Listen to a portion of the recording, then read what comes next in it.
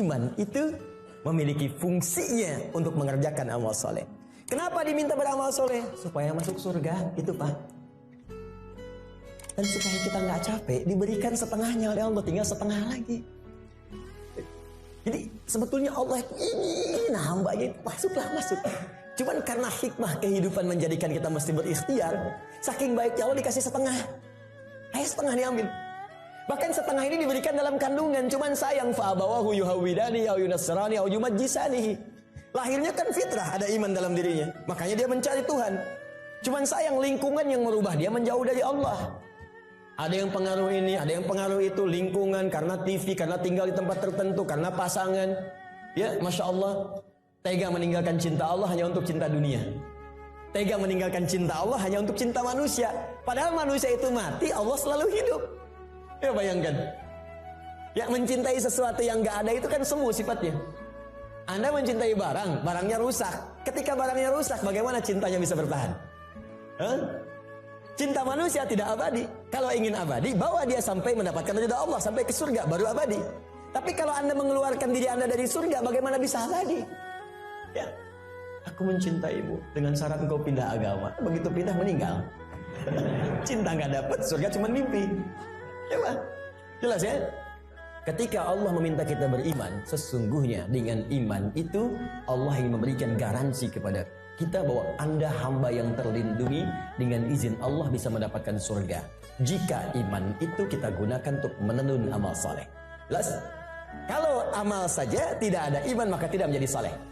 Maka orang yang belum beriman beramal baik, amalnya tidak disebut amal saleh. Amal saja. Amal khair. Gak pernah disebut saleh dalam istilah Al-Quran.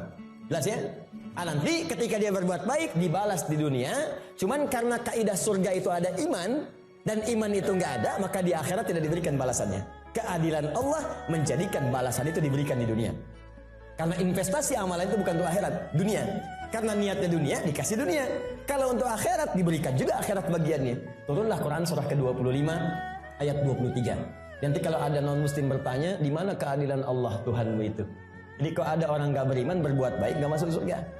Tapi ada orang beriman salah juga berpeluang masuk surga. Maka jawab kepada beliau, ya, kaidah surga itu kaidahnya syarat iman yang pertama kali. Ya, bukan syarat dunia.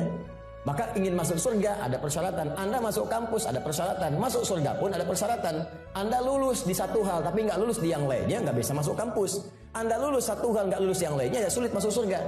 Karena syarat surga beda dengan kampus. Syarat surga yang pertama itu adalah iman. Tapi saking adilnya Allah, kebaikan dia di dunia dibalas oleh Allah dengan cepat saat dia hidup di dunia.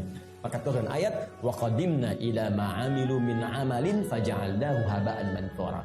Jika ada orang belum beriman berbuat baik, kata Allah, saya akan cepat balas kebaikannya saat di dunia. Cuman karena amalan itu bukan amalan surga, maka saat ke akhirat nanti itu hanya akan jadi debu yang berterbangan yang hanya dia tatap saja. Jelas sampai sini? Dan ini ayat turun karena pertanyaan Sayyidah Aisyah radhiyallahu taala anha kepada Nabi. Ya Rasulullah, si fulan orang baik, suka berbagi, cuman nggak beriman sampai saat ini. Bagaimana statusnya? Turunlah kemudian ayat ini. Jelas? Jadi kalau ada yang bertanya lagi sekarang, katakan Anda terlambat Pak. 15 abad yang lalu sudah ada pertanyaan Sayyidah Aisyah tentang itu. Turun ayat begini, sampaikan dengan sebaik-baiknya dengan cara yang paling lembut. Jelas? Satu, kenapa kita beriman? Karena ada kasih Allah pada orang beriman untuk menempatkan di tempat terbaik saat dia pulang kepada Allah Subhanahu wa taala.